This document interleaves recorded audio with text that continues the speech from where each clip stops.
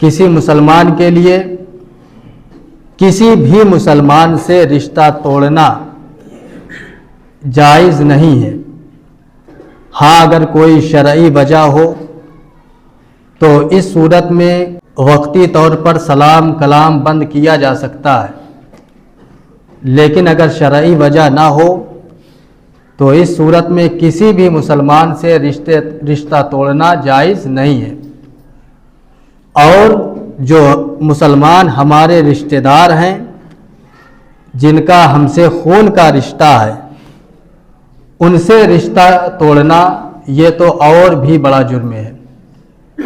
اچھا، اگر آپ معاشرے میں دیکھیں تو عام طور پر ہمارے یہاں جو رشتے ٹوٹے ہوئے ہیں، بھائی بھائی سے دور ہے، اور اسی طریقے سے ایک مسلمان دوسرے مسلمان سے جو خفا ہمیں نظر آتا ہے، رشتے کو توڑے بیٹھا ہے، اگر آپ اس کی گہرائی میں جائیں تو کوئی بہت بڑی وجہ آپ کے سامنے نہیں آئے گی۔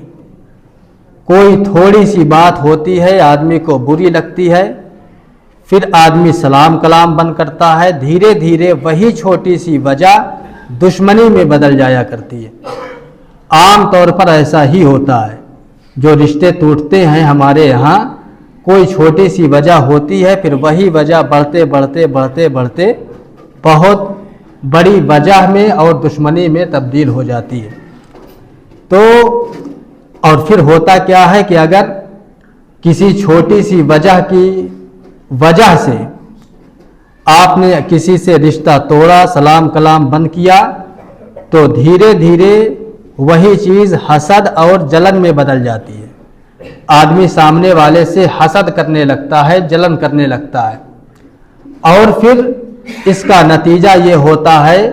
کہ حسد جس دل میں بیٹھ جائے تو وہ آدمی کبھی بھی ذہنی طور پر سکون میں نہیں ہو سکتا ہے۔ حسد ایسی چیز ہے کہ اگر کسی انسان کے تعلق سے اگر آپ کے دل میں حسد آ گیا، جلن آ گیا، تو پھر اس صورت میں آپ کو ذہنی سکون حاصل نہیں ہو سکتا ہے۔ کوئی آدمی گاڑی خریدے گا تو آپ کو اس کی گاڑی دیکھ کر چڑ ہوگی، گھر بنائے گا تو گھر دیکھ کر چڑ ہوگی، اسی طریقے سے اگر آپ اس کو مسکراتا ہوا دیکھیں گے تو اس کی مسکراہٹ سے آپ کو تکلیف ہوگی۔ تو ہوتا کیا ہے کہ وہی چھوٹی سی وجہ جس کی وجہ سے آپ نے سلام کلام بند کیا تھا، ایک وقت آتا ہے کہ وہی چھوٹی سی وجہ حسد اور جلن کی صورت اختیار کر لیتی ہے، اور اس سے آدمی کا ذہنی سکون بھی چھن جاتا ہے اور دلی سکون بھی چھن جایا کرتا ہے۔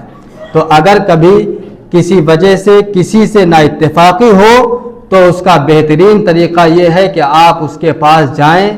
آپ نہیں جا سکتے تو اسے بلائیں، بیٹھ کر سامنے بات کریں، اور انشاءاللہ اس صورت میں یہ ہوگا کہ وہی چھوٹی سی چیز جس کو آپ بہت بڑی سمجھ رہے تھے، آپ دیکھیں گے کہ وہی چھوٹی سی چیز بالکل چھوٹی سی آپ کو نظر آئے گی۔ اور کبھی بھی اگر کسی سے رشتہ توڑے تو ظاہر سی بات ہے کہ انسان اپنے ذہن میں کوئی نہ کوئی سبب، کوئی نہ کوئی وجہ رکھتا ہے کہ میں نے جو اس سے رشتہ توڑا ہے اس کی وجہ یہ ہے، اس کا سبب یہ ہے۔ آدمی اپنے ذہن میں ایک سبب رکھتا ہے، بلا وجہ بلا سبب کوئی کسی سے رشتہ نہیں توڑتا۔ لیکن ہمیں غور کرنا چاہیے کہ ہم مسلمان ہیں، اور ہماری زندگی صرف اس دنیا تک نہیں ہے،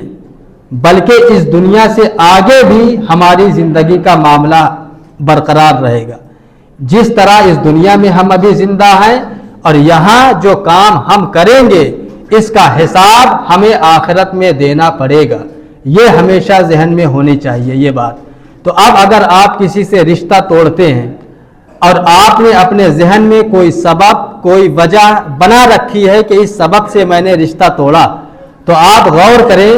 کہ جب قیامت کے دن مجھ سے حساب لیا جائے گا، میرا اللہ مجھ سے پوچھے گا کہ تم نے فلاں شخص سے رشتہ کیوں توڑا تھا، تو کیا یہ سبب اور یہ وجہ اللہ تعالیٰ کی بارگاہ میں اگر میں پیش کروں گا تو یہ قابل قبول ہوگا یا نہیں ہوگا؟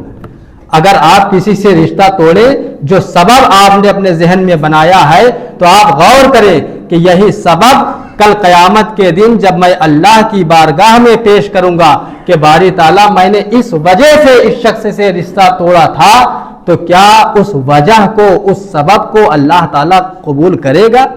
اگر آپ کو یہ لگتا ہے کہ ہاں اگر میں اس سبب کو پیش کروں گا، رشتہ توڑنے کی اس وجہ کو اللہ کی بارگاہ میں پیش کروں گا، تو اللہ تعالیٰ قبول کر لے گا کہ ہاں تم نے صحیح کیا تھا، تمہارا سبب ٹھیک تھا، تم نے صحیح کیا تھا، تب تو آپ مطمئن رہیں، ٹھیک ہے آپ رشتہ توڑ دیں۔ لیکن اگر آپ کا سبب ایسا ہے، رشتہ توڑنے کی وجہ ایسی ہے کہ آپ کو لگتا ہے کہ اللہ کی بارگاہ میں یہ قابل قبول نہیں ہوگا، تو پھر ایسی صورت میں آپ رشتہ توڑنے سے بچیں بلکہ رشتہ جوڑیں۔ خیر، یہ تمہیدی گفتگو تھی۔ تو دیکھیے کہ رشتہ جو ہے، کوئی بھی رشتے ہوں ان کو نبھانا ہمارے اوپر ضروری ہے، لیکن جو ہمارے خونی رشتے ہیں، اولاد کے بعد، میاں بیوی کے بعد اور والدین کے بعد جن رشتوں کا نمبر آتا ہے، ان کو جوڑنا ہمارے لیے انتہائی ضروری ہے۔ مثلا خالہ ہے، پھوپھی ہے، چاچا ہے، ماموں ہے، دادا ہے، دادی ہے، نانا ہے، نانی ہے، وہ لوگ کہ جن کا ہمارے ساتھ خون کا تعلق ہے، جو ہمارے خونی رشتے دار ہیں، ان کے ساتھ رشتے کو جوڑنا ہمارے اوپر فرض ہے، اور ان لوگوں سے رشتے کو توڑنا یہ ہمارے لیے حرام ہے۔ قرآن پاک میں ہے، 26واں پارہ غالباً ہے، اللہ تعالیٰ نے ارشاد فرمایا کہ فَهَلْ عَصَيْتُمْ إِن تَوَلَّيْتُمْ أَن تُفْسِدُوا فِي الْأَرْضِ، کہ لوگوں تمہارے لچھن یہ لگ رہے ہیں کہ اگر تمہیں زمین پر حکومت دے دی جائے تو تم زمین پر فساد برپا کرو گے، وَتُقَطِّعُوا أَرْحَامَكُمْ، اور اپنے رشتوں کو توڑو گے۔ یہ تمہارے لچھن ہے کہ اگر تمہیں حکومت دے دی جائے، سربراہی دے دی جائے، تو تم زمین پر فساد برپا کرو گے اور اپنے رشتوں کو توڑو گے۔ اور پھر فرمایا کہ رشتوں کو توڑنا اور زمین پر فساد برپا کرنا کتنا بڑا جرم ہے، اس کی سزا کیا ہے؟ فرمایا اولئک الذین لعنہم اللہ، یہ زمین پر فساد برپا کرنے والوں اور رشتوں کو توڑنے والوں کی سزا یہ ہے کہ اللہ تبارک و تعالی ان پر اپنی لعنت برسایا کرتا ہے۔ رشتوں کو توڑنے والے پر اللہ تعالی لعنت برسایا کرتا ہے، اور وہ لعنت کیا ہوتی ہے؟ فَأَصَمَّهُمْ وَأَعْمَى أَبْصَارَهُمْ، کہ کان کو بہرا بنا دیتا ہے اور ان کی آنکھوں کو اندھا کر دیا کرتا ہے۔ آدمی دیکھتا ہے کہ سامنے والا دیکھ رہا ہوتا ہے، سننے والے کان بھی موجود ہوتے ہیں، لیکن حقیقت میں جو شخص زمین پر فساد برپا کرتا ہے اور جو شخص رشتوں کو توڑا کرتا ہے، تو اللہ تبارک و تعالی اس کے کان کو بہرا کر دیا کرتا ہے اور اس کی آنکھ کو اندھا بنا دیا کرتا ہے۔ اسی طریقے سے اللہ تبارک و تعالیٰ نے 14ویں پارے میں ارشاد فرمایا کہ ان اللہ یأمر بالعدل والاحسان، کہ اللہ تبارک و تعالیٰ تمہیں عدل کرنے کا، انصاف کرنے کا حکم دیتا ہے، والاحسان، اور احسان کرنے کا حکم دیتا ہے، وایتاء ذی القربى، اور رشتہ داروں کو دیتے رہنے کا حکم دیتا ہے، رشتہ داروں کی مدد کرنے کا حکم دیتا ہے۔ تو یہ ہے قرآن پاک کی تعلیم کہ اللہ تبارک و تعالیٰ نے قرآن پاک میں ہمیں رشتوں کو جوڑنے کا حکم اللہ نے دیا ہے۔ اسی طریقے سے آپ اگر حدیث پاک کی طرف جائیں تو بہت ساری حدیثیں ہیں کہ جس میں رشتے کو جوڑنے کی اہمیت کو بتایا گیا ہے۔ مثلا صحیح بخاری کی روایت کہ حضور صلی اللہ علیہ وسلم نے ارشاد فرمایا کہ جب اللہ تبارک و تعالیٰ نے تمام چیزوں کو پیدا کیا تو رشتوں کو بھی پیدا کیا، اور پھر فرمایا، رشتے سے فرمایا کہ اللہ تعالیٰ نے کہ جو تجھے جوڑے گا میں اسے جوڑوں گا، جو تجھے توڑے گا میں اسے توڑوں گا۔ اللہ تعالیٰ نے رشتے سے فرمایا کہ اے رشتے،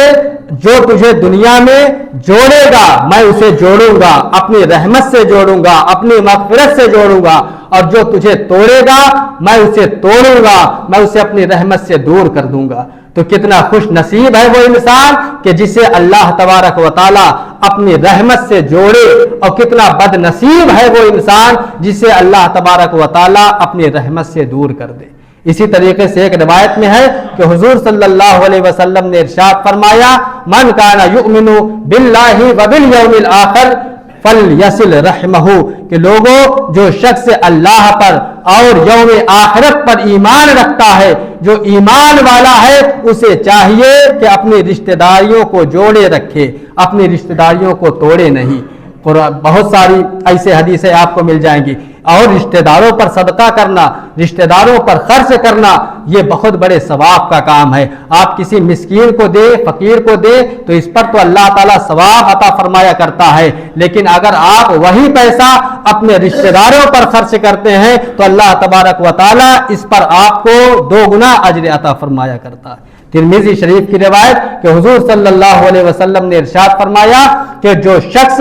اپنے رشتہ داروں پر خرچ کرتا ہے تو اللہ تبارک و تعالیٰ اسے 2 صدقوں کا ثواب عطا فرمایا کرتا ہے۔ ایک ثواب تو صدقہ کرنے کا، اور ایک ثواب رشتہ داری جوڑنے کا۔ اور اسی طریقے سے حضرت ابو طلحہ انصاری،